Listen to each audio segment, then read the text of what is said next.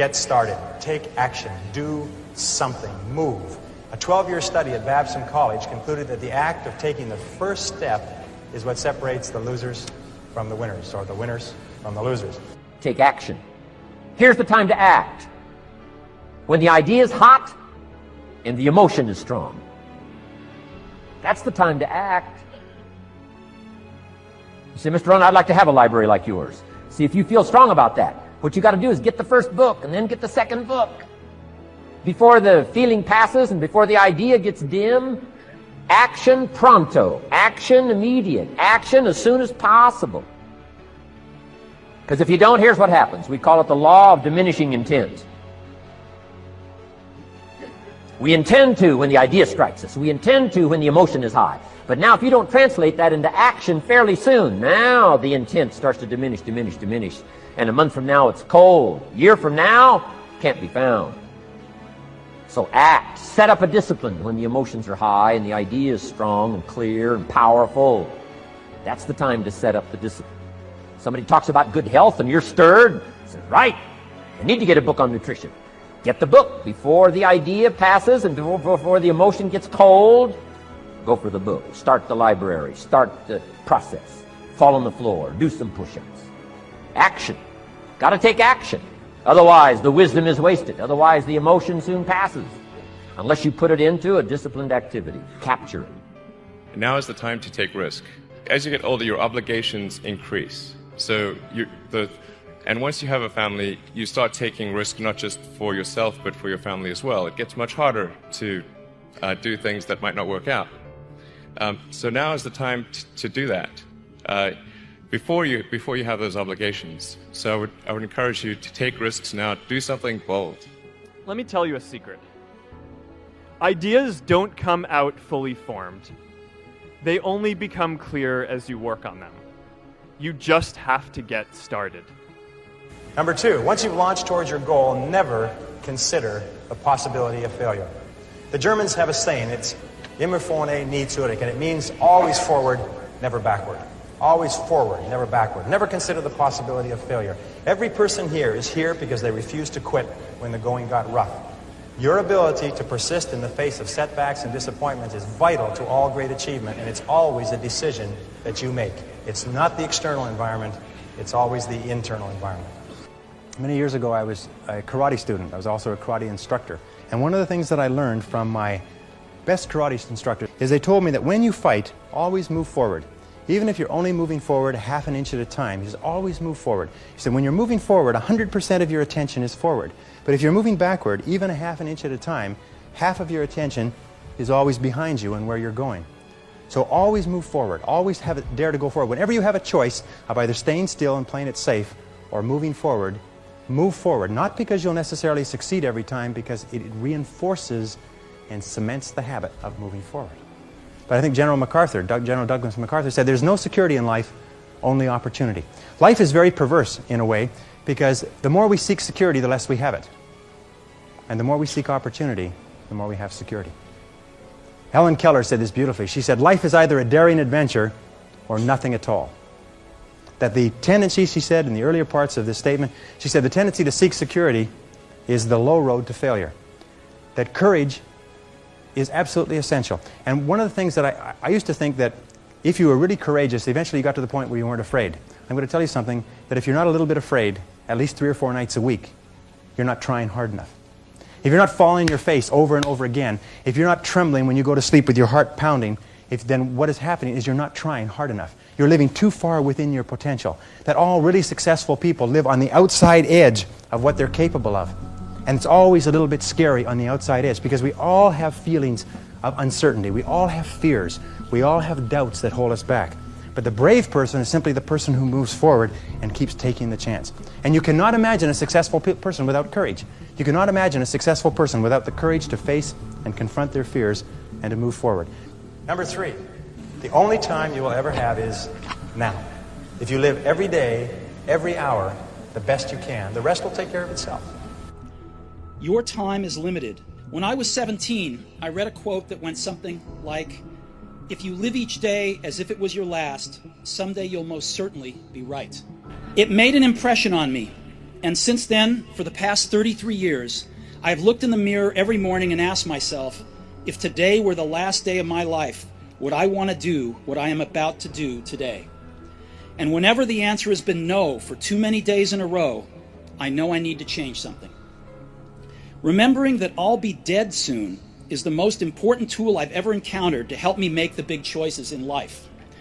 Because almost everything, all external expectations, all pride, all fear of embarrassment or failure, these things just fall away in the face of death, leaving only what is truly important. Remembering that you are going to die is the best way I know to avoid the trap of thinking you have something to lose. You are already naked. There is no reason not to follow your heart. Your time is limited, so don't waste it living someone else's life. Don't be trapped by dogma, which is living with the results of other people's thinking. Don't let the noise of others' opinions drown out your own inner voice. And most important, have the courage to follow your heart and intuition. They somehow already know what you truly want to become.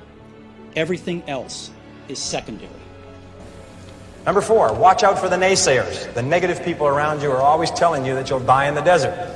Get around positive people. Get around winners like people in this room. Fly with the eagles and refuse to listen to objections and reasons why you can't succeed. See, ladies and gentlemen, it takes a lot of energy to reach your goal. It takes a lot of emotional, mental, and spiritual energy to reach your goal. And you can run faster with 100 who want to go than with one around your neck. So there are two kinds of relationships: nourishing relationships and toxic relationships. Nourishing relationships are the relationships that inspire you.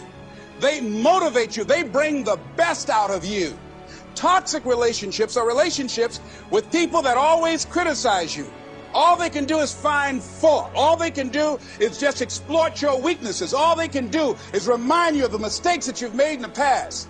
One apple can spoil a whole barrel. One negative energy drainer can spoil your whole life. Make a list of who you communicate with most and ask yourself the question, what kind of person am I becoming because of this relationship? Is it helping me to grow mentally and emotionally and spiritually? Am I becoming a better person because of this relationship? Do they bring out the best in me? Do they inspire me? Do they encourage me to develop my greatness? Do they make me stretch? So you got to look at the people in your life and find out, what kind of person are you becoming because of that relationship? My mother used to say, birds of a feather flock together.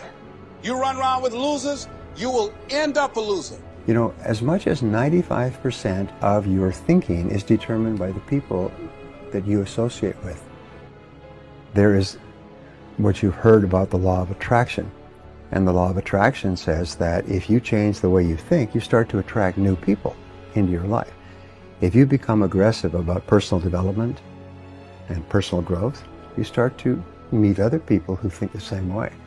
And the old groups of people that you associated with fall away, and the new group of people appears. So people say, well, where do I find positive people who are thinking about success all the time? First you become one, and then you naturally attract it. Number 5, welcome obstacles and difficulties as valuable and inevitable steps on the ladder of success. Remember that difficulties come not to obstruct, but to instruct. Difficulties come not to obstruct, but to instruct. And when you look back on any achievement, you will find it was preceded by many difficulties and many lessons. They are the price that you pay for your success, and no success is possible without them. The greatest successes come from having the freedom to fail. Facebook wasn't the first thing I built. I also built chat systems and games, study tools and music players, and I'm not alone. J.K. Rowling got rejected 12 times before she finally wrote and published Harry Potter. Even Beyoncé had to make hundreds of songs to get Halo. I was lucky. I found what I loved to do early in life. Woz and I started Apple in my parents' garage when I was 20. We worked hard, and in 10 years, Apple had grown from just the two of us in a garage into a $2 billion company with over 4,000 employees. We just released our finest creation, the Macintosh, a year earlier, and I just turned 30. and then I got fired. And so I decided to start over. But it turned out that getting fired from Apple was the best thing that could have ever happened to me. The heaviness of being successful was replaced by the lightness of being a beginner again, less sure about everything. It freed me to enter one of the most creative periods of my life.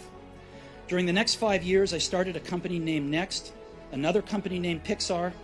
Pixar went on to create the world's first computer animated feature film, Toy Story, and is now the most successful animation studio in the world. In a remarkable turn of events, Apple bought Next, and I returned to Apple, and the technology we developed at Next is at the heart of Apple's current renaissance. And Lorene and I have a wonderful family together. I'm pretty sure none of this would have happened if I hadn't been fired from Apple. It was awful tasting medicine, but I guess the patient needed it. Sometimes life's going to hit you in the head with a brick. Don't lose faith. Number 6, be clear about your goal, but be flexible about the process of achieving it. Be willing to change, to try something new. Keep your mind open and fluid and flexible. Be willing to accept feedback from your environment and correct your course. This is a key quality of peak performers. They're not rigid, they're flexible. Remember, it's not what you have, but what you do with what you have that separates winners from losers. It's not what happens to you, but how you respond to what happens to you that counts. In the final analysis, your response to the adversity of life is the real measure of who you are and what you're made of. The Greek philosopher Epictetus once said that circumstances do not make the man or woman, they merely reveal him to himself. When you find out who you really are when you face adversity. And remember, number 7, the last rule is nobody does it alone. When life is over, it will be the people that we lived and laughed and loved with that we remember more than anything else. So don't be afraid to ask for help from others. It's a mark of strength and courage and character. And don't be reluctant to give of yourself to others generously. It's the mark of caring and compassion and personal greatness. Everyone eventually goes through periods of great difficulty, their own private hells, their dark nights of the soul. But it is by facing whatever life gives us with courage and determination that we grow more surely toward the stars.